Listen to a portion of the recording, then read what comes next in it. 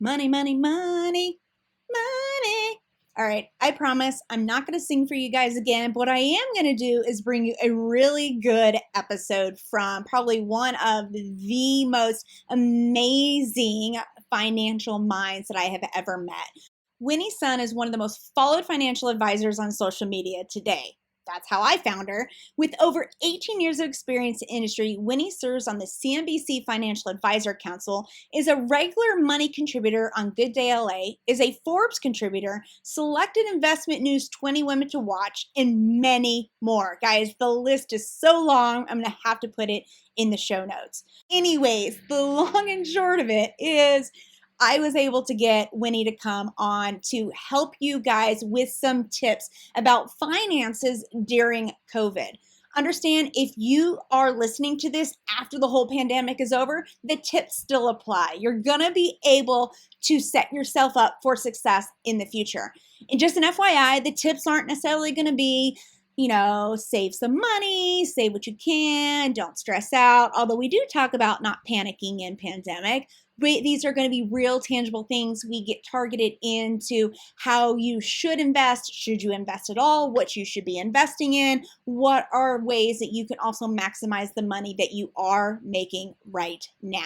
So please join me for episode 114. Be mindful that Winnie and I recorded this on March 31st, 2020, and we mentioned a few things like the CARE Act and payroll protection. There are episodes coming on that, so just know if you're listening, when we say next week, it's because we recorded it March 31st. The information's still great, so let's go ahead and dig right in.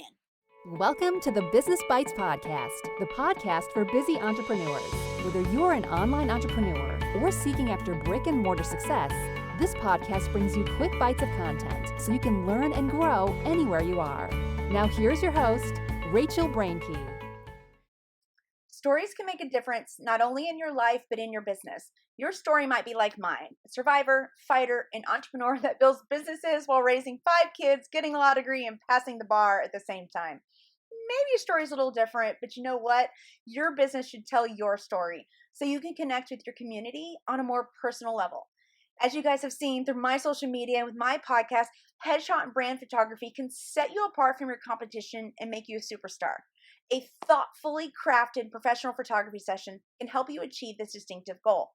My friend, Scott White and Kiebowitz, is a headshot brand photographer out of New Jersey, and he's ready to help you guys take your brand to the next level. I highly encourage you guys to reach out to Scott and start a conversation with him. Scott is sponsoring this episode so that you can get this information into your hands. Reach out to him, mention this podcast, and save $100 off your first headshot or brand photography session. Guess what? No worries if you're not in New Jersey. He can travel to you as well.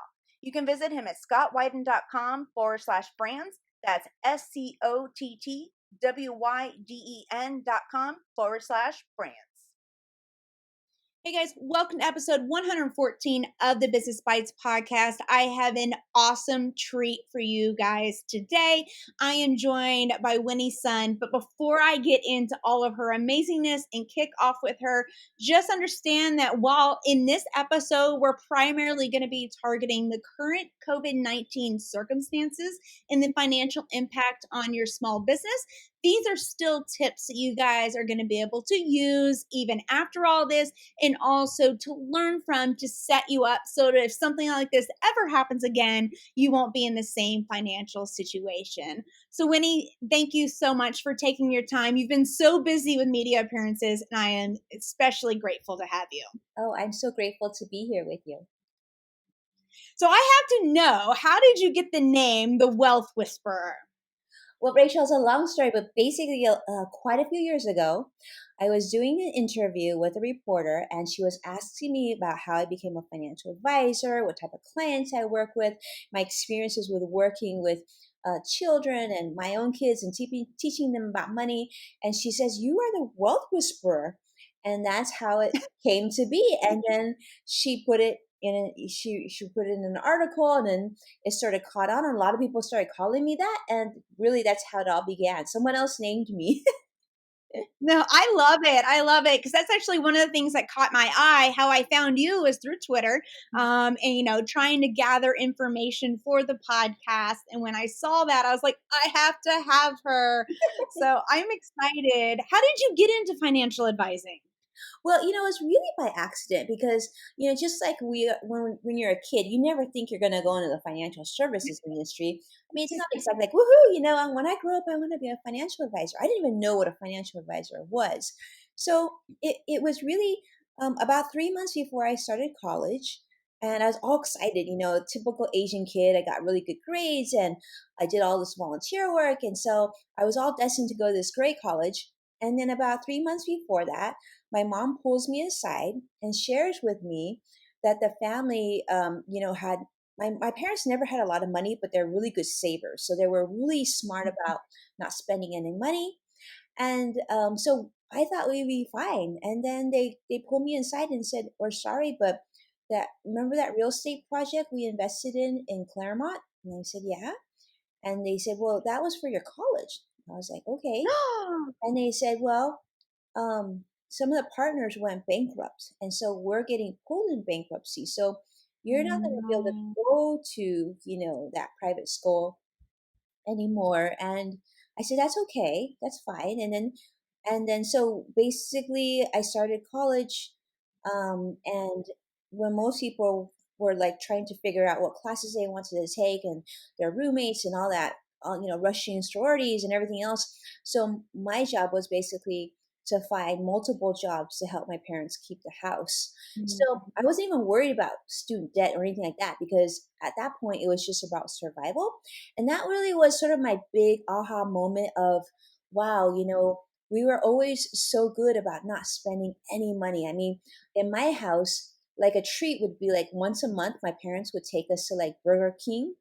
And when hamburgers, like they had this promo that hamburgers were like 39 cents. And so we would load up on hamburgers. But like that was the kind of family is it we all we did was work and save money. And yet because of this bad decision that my parents had no financial experience because they were immigrants from Taiwan and English wasn't their first language. And I said, I'm going to change that one day.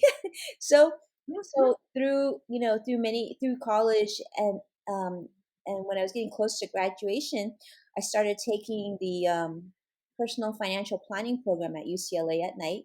And it was really just a hobby to kind of help my parents out because I was actually working in television at the time, and I was doing really well. And the professor who was a dean of the program, and he was like the regional director at Smith Barney, which was like at the time one of the largest financial firms in the world, said, you should go interview at Smith Barney because you're ready.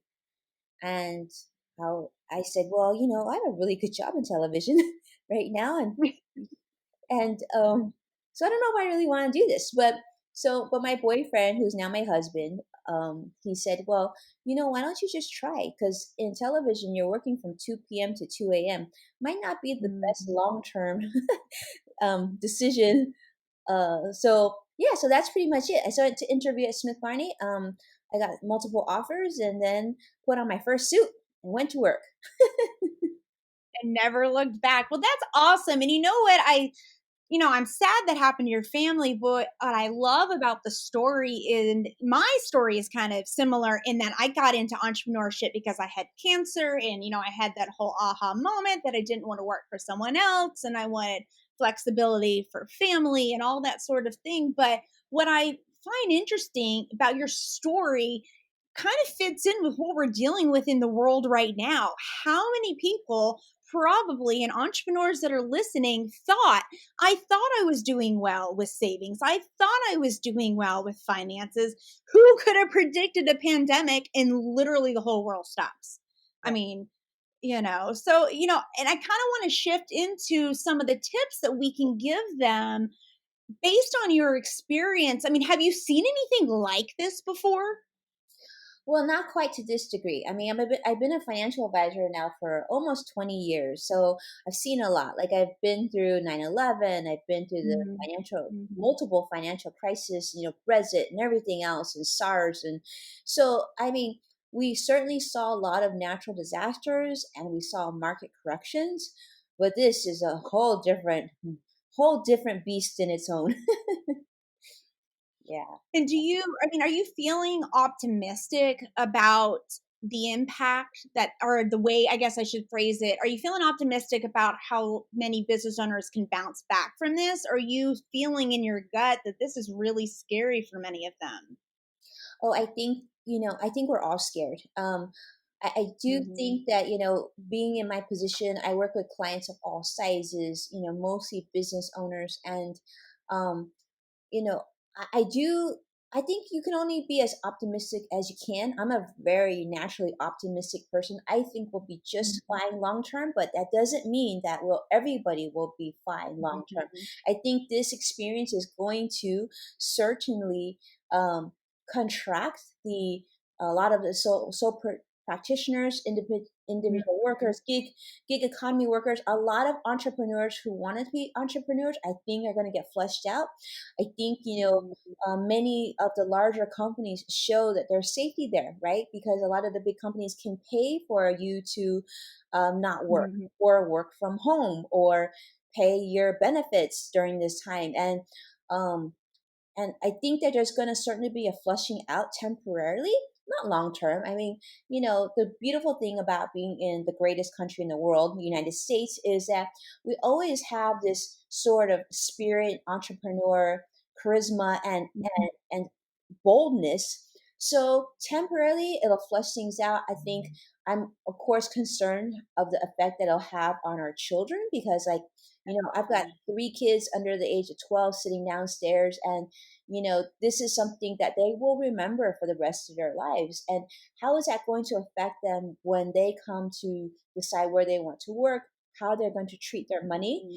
and everything else? That will be, I think that's sort of the scary thing. But we'll fight, we'll get over this. Well, there'll be a vaccine at some point, we'll have medications, and it'll take some time, but there will be light at the end of the tunnel. But in the short amount of time, it's okay to feel stressed out, and a little nervous right now. But you shouldn't let it impact you too much. I think that's key. That's sort of the conversation that you can imagine how many phone calls we're having with clients and prospective clients and Mhm. people, just the media, right? So you might have seen. So I'm on Fox News 3 days a week, Monday, Wednesdays, and Fridays. I'm co-hosting a program with CNBC this week. I'm doing a project with PayPal. Like there's like everybody right now wants to hear what we have to say, and I keep telling my clients, which is I mean this sincerely. I said, right now you need to focus on just being happy and healthy. Yeah. Let the money stuff be taken care of by me and our team, so let us take that off your shoulders because that's why you have us here. So if you're finding you're stressed out and you're nervous and you can't even sleep and this is impacting your psyche, your finances, I think that's a great wake up call to seek out help. And the good Mhm. thing is that Mhm. we are certainly essential services. So all the financial firms are open. Like right now, I'm calling you from home. We might be working from home, but like we are working more hours and we are probably more accessible than ever.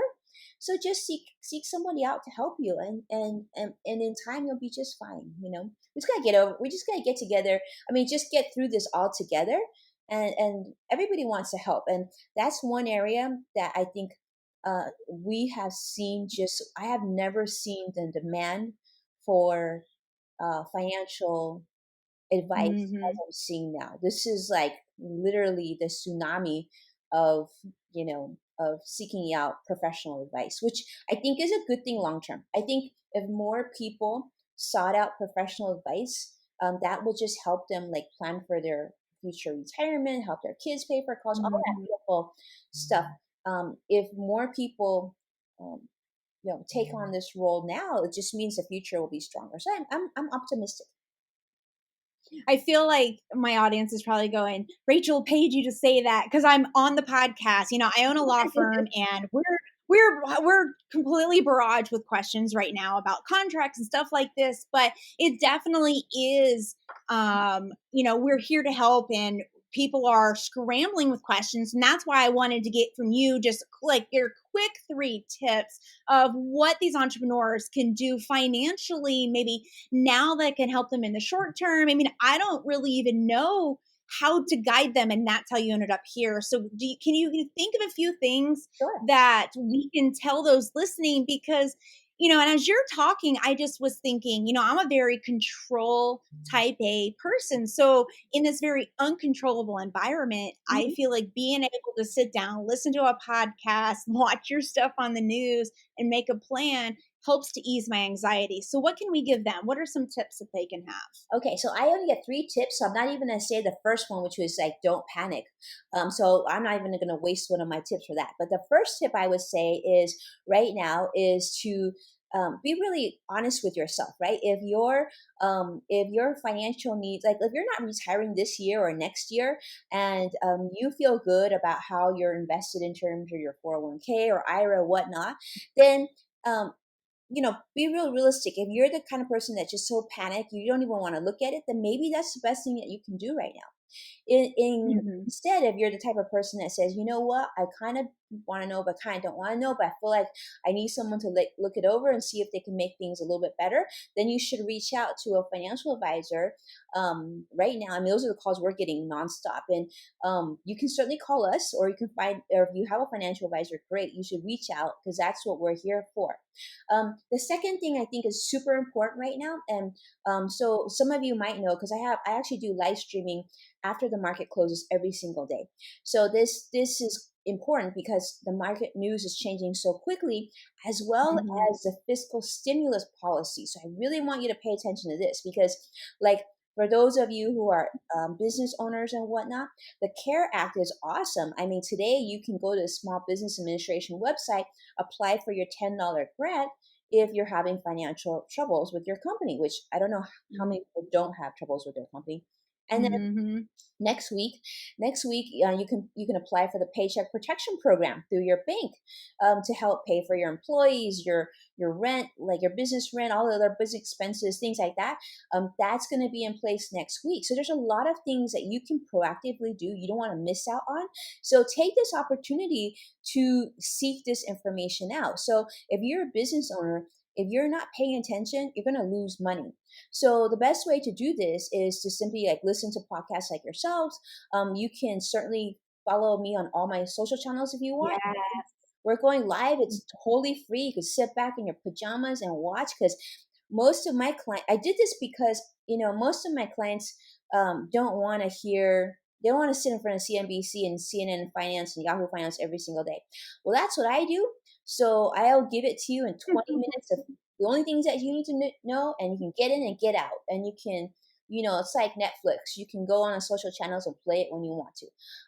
But if you just do that alone, you'll get so much knowledge and you won't have to be stressed out. Like, I will not let you be stressed out. The third thing I would say is those of you who are in a position to sort of save or make a difference right now. Let's say you have your job, right? I just met another client, and they do data services, and one of the big industries that they cover is healthcare. So the check is still coming in. If you're in that situation, then you should take a look and see if you can't add a little bit more right now, because the market is certainly at more attractive levels than it was a couple months ago. And so if you're thinking, well, I should start planning for my kids' education, my child's education, because, he or she's like 3 or 4, this is great because they have plenty of years ahead of them. Start to, look in a college savings plan, add a little bit more there. That's what I'm doing with my kids. And then, if you haven't really saved enough for retirement, or you haven't set up your emergency fund, do sort of that. Okay. I'm going to take a fourth one, even though I was supposed to stick with 3. I don't follow directions here. Because We this can do as many as we want. Okay, cool.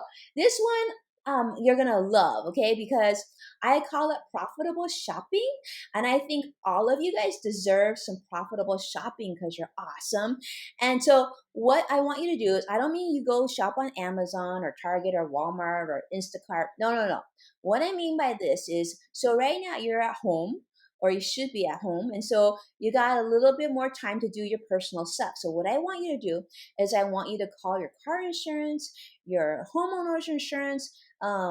I want you to take a look at your credit card statements. I want you to take a look and see if you can find things that are better and cheaper. So many of us like forget that we're really not driving right now. So maybe you can decrease your car insurance right now, right? And so, and think of like your cell phone bill. You should see if there's a better option for you. Maybe you have an international plan still. Maybe, you're not traveling, so you don't need that.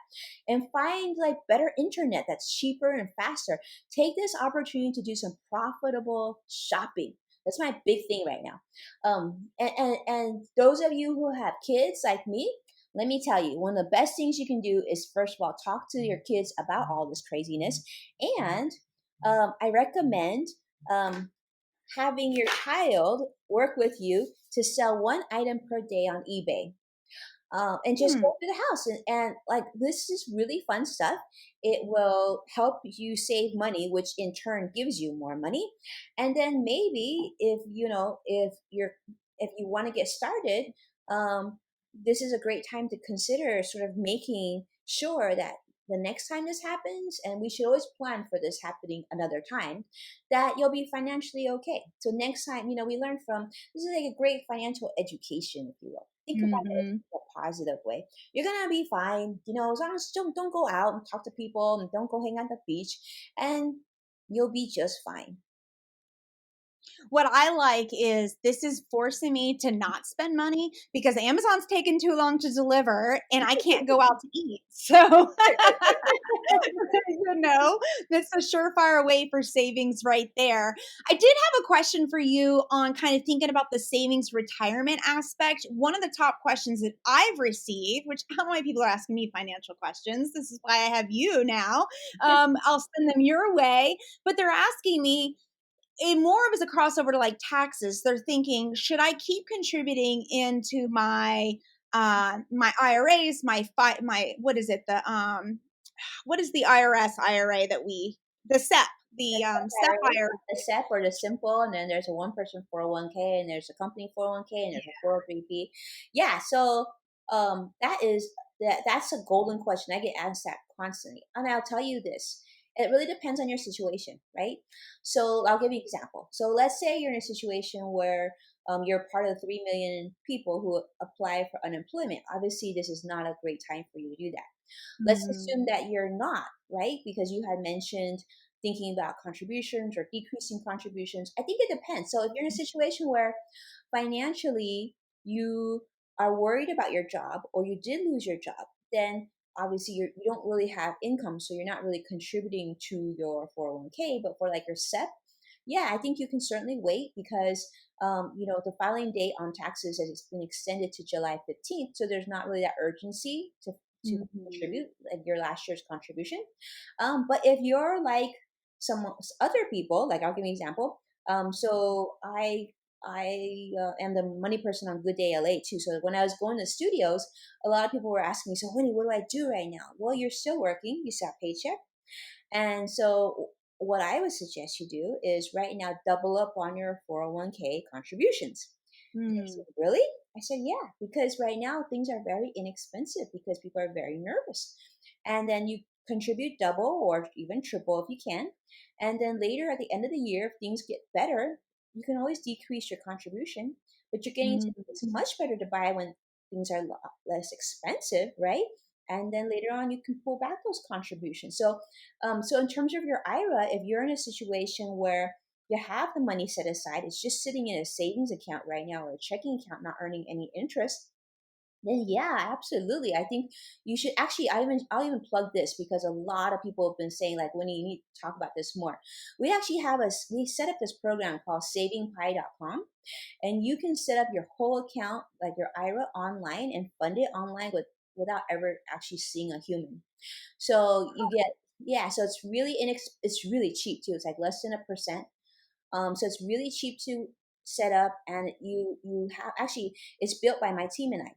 So you get like really great, you get a financial plan, and you get all this great knowledge, and you could do it like in your pajamas. So yeah, you could do it that way, or you can find like someone local. You could find someone your bank or whatever to help you set it up, or to increase those contributions.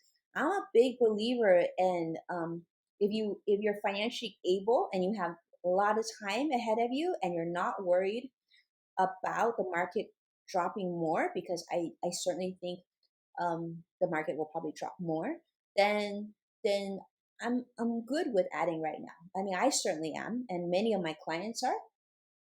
So yeah, I couldn't even tell you. Like right now, I think that's one of the values of working with a financial advisor for a really long time, because like my clients are I'm talking to them. They're like, we're nervous, but I remember we prepared for this, and yeah, we're ready to back up the truck. I'm like, all right, let's be really really careful and strategic on how we do this. But yes, Mm-hmm. there's we might not see an opportunity like this for a very long time. I would love to say in our lifetime, but I sort of doubt. I'm sure there's going to be something like this again in the future, but certainly Mm-hmm. I think in a short amount of time, I'm hoping this will be the last of this dramatic of a market correction. And I like how you took the approach of talking about investing even in the face of everything. Because I really did come into this episode anticipating on us talking about primarily those, no savings, put it away, store it all for the winter type of mentality. But you have convinced me and shown me, and I'm going to link for you guys all of Winnie's stuff on the show notes page. So rachelbreaky.com/EPI 114. But this advice is fantastic, especially if you've done the steps. If you've listened to the podcast in the past and you've done the steps in order to do the proper savings and cost cutting measures, taking a really good, solid financial approach, you can take advantage of the market and the circumstances now. But I'm glad what you said a little bit ago. If you haven't even gotten to that place, if you're maybe someone who's listening who doesn't even have a savings right now, you're going to be focused on the other tips that Winnie's provided. But put this, what we just talked about, in mind for if this ever happens again. You'll then be financially set up so you can take this opportunity in the future. Exactly. And then that $1,200 check that some of you'll be receiving in the next couple of weeks here, I would say for most of you should just keep it in your checking account as your sort of your financial lifeline, if you will. I wouldn't be so in such a hurry to pay off, credit card debt or student loans. Although usually, you would hear me talk about that. But I think right now it's good to have some money on hand. Mhm. I'd rather you keep it for like medication or like groceries right now. I think there's no harm in just keeping it in your bank account, so it gives you some peace of mind and you can use it when you need it. Yeah, because I think that's one of the biggest concerns is, and I'm not trying to get political, but, we're told a week ago, most of this will be done by Easter. And then, like, here, I'm sitting in Virginia, and now we're on a shelter in place till June. It's like every day you wake up, they're adding another 5, 6 weeks to the timeline. People are Yeah, starting to get nervous, especially for those that aren't dependent upon media, aren't dependent upon large corporations to pay them. So that's really really great advice. If you guys are eligible for that check, and I will be linking some stuff in the show notes to see, I found a good calculator. I think it was on Forbes or Entrepreneur Mag. I'll link it for you guys to see if you're how much that you're maybe getting back, etc. So, Winnie, do you have any last tips or any just little piece of wisdom you want to provide them before we sign off? Well, I just think, keep listening to this podcast because it's great information. It's really timely.